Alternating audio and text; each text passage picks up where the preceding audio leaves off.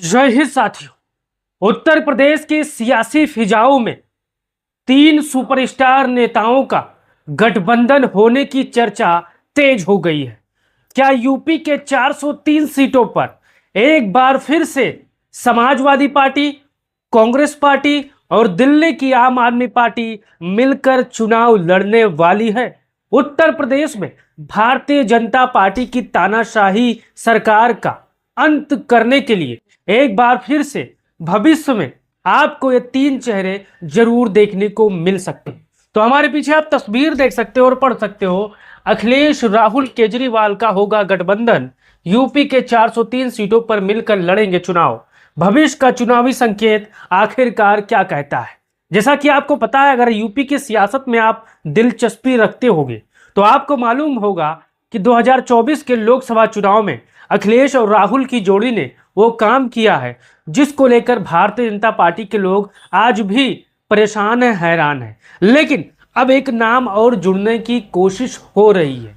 सियासत में कुछ भी संभव है। अब जो राजनीतिक पंडित हैं, जो राजनीतिक जानकार हैं, जो दानिश्वर हैं, वो कहते हैं दबी जुबान में कि अखिलेश और राहुल का गठबंधन हो जाए तो क्या हो जाएगा, आप यहां पर देख सकते हो। अब यहां पर शुरुआत है, अगर अखिलेश यादव, राहुल गांधी और अरविंद केजरीवाल साहब का एक साथ आए तो यूपी 27 का चुनाव कितना बदल सकता है।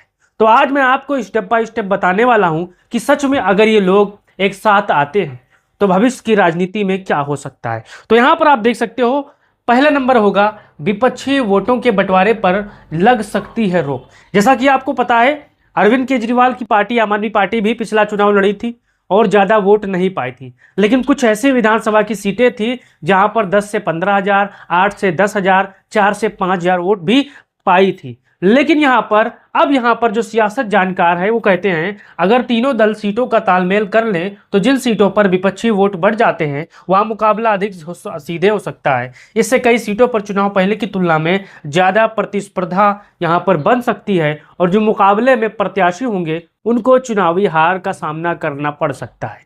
तो अगर आप भी इस बात से सहमत हो तो आप नाराय जरूर दे सकते हो। अब यहां पर देखिए दूसरा, पीडीए कांग्रेस और आपके समर्थकों को एक मंच पर लाने की कोशिश। जैसा कि आपको पता है, सबसे तेज तर्रार और सबसे ऊर्जावान किसके समर्थक हैं? नाम होगा समाजवादी पार्टी, अखिलेश यादव। दूसरे नंबर पर कांग्रेस पार्टी है और आम आदमी पार्टी है। अगर गठबंधन सफल रहता है तो अलग अलग सामाजिक और राजनीतिक आधार वाले मतदाताओं को एक साथ जोड़ने का प्रयास किया जा सकता है। हालांकि इस बात पर भी निर्भर करेगा कि जमीन स्तर पर कार्यकर्ता कितनी मजबूती के साथ मिलकर एक साथ काम कर रहे हैं। अब लोकसभा चुनाव आपको याद होगा, समाजवादी पार्टी ने एकदम मैसेज दे दिया था कि ये चुनाव करो या मरो का है। समाजवादी पार्टी के कार्यकर्ता लगातार जी जान से मैदान में उतर चुके थे। अब हमारे जितने भी साथी होंगे, चाहे केजरीवाल के साथी होंगे, केजरीवाल जी के चाहने वाले होंगे, राहुल जी के चाहने वाले होंगे या अखिलेश यादव के दीवाने होंगे, आप दिल पर हाथ रखो कि 27 का चुनाव सिर्फ हमको सिंबल देखना है, प्रत्याशी नहीं देखना है, सिंबल देखना है बस।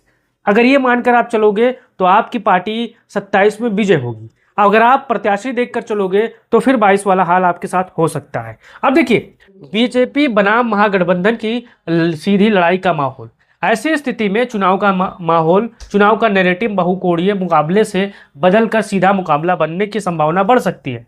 इससे चुनावी प्रचार और रणनीति दोनों की अधिक आक्रामक हो सकती है और तीनों नेता होने वाले पहले चरण के चुनाव में, अब जैसे मान के चलिए यूपी में कई चरणों में चुनाव होते हैं, अखिलेश यादव अकेले होते हैं, लेकिन जब ये तीनों एक साथ जब विधानसभा चुनाव में आएंगे तब यहाँ पर जो जिम्मेदारी होगी धीरे धीरे सबकी बढ़ जाएगी और सभी लोग मिलकर उसी पहले चरण के जितने भी सीटें हैं धुआंधार प्रचार करेंगे। उससे फायदा यह होगा कि जहां अखिलेश यादव पहुंचे हैं वहां फिर राहुल गांधी पहुंच जाएंगे, वहां राहुल गांधी जहां पहुंचे हैं वहां केजरीवाल पहुंच जाएंगे, जहां केजरीवाल पहुंचे हैं वहां अन्य कोई पहुंच जाएगा, जिससे समर्थकों में, जनता में वही माहौल अंत तक बनेगा।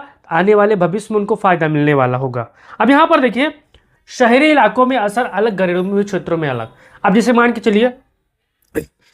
के चलिए मथुरा का इलाका हुआ, लखनऊ का शहरी इलाका हुआ। तो भारतीय जनता पार्टी शहरी इलाकों में ज़्यादा मजबूत है, लेकिन गांव में जैसे वो प्रवेश करती है तैसे समाजवादी पार्टी के मुकाबले से वो पस्त हो जाती है। तो यहाँ पर देखना है, कुछ शहरी सीटों पर आम आदमी पार्टी की मौजूदगी चर्चा का विषय बन सकती है, जबकि ग्रामीण इलाकों में मुकाबला मुख्य रूप से स्थानीय संगठन, उम्मीदवार और जातीय सामाजिक समीकरण पर निर्भर रहेगा। तो हमारे जितने भी साथी होंगे, अगर इस बात के बारे में अगर पता होगा आपको, तो आप अपना राय इसको लेकर जरूर दीजिएगा और बताइएगा कि अगर 27 में 403 सीटों पर इन तीनों धुरंधरों का अगर गठबंधन हो जाता है तो चुनावी माहौल क्या हो सकता है। क्योंकि आपको पता है, दिल्ली का जो सटा इलाका है, नोएडा हुआ, दादरी हुआ, गाजियाबाद हुआ, या और कुछ एरिया है जहां पर समाजवादी पार्टी के उम्मीदवार करते तो बहुत कुछ में, लेकिन उनको जनता उतना वोट नहीं देती, क्योंकि वो शहरी इलाका है और शहरी इलाका भारतीय जनता पार्टी के तरफ ज़्यादा रुझान रखता है। अखिलेश यादव ने नोएडा हो, गाजियाबाद हो या फिर मेरठ का इलाका हो, शानदार काम किए, मेट्रो चलवाई और ऐसे ऐसे काम किए जो भारतीय जनता पार्टी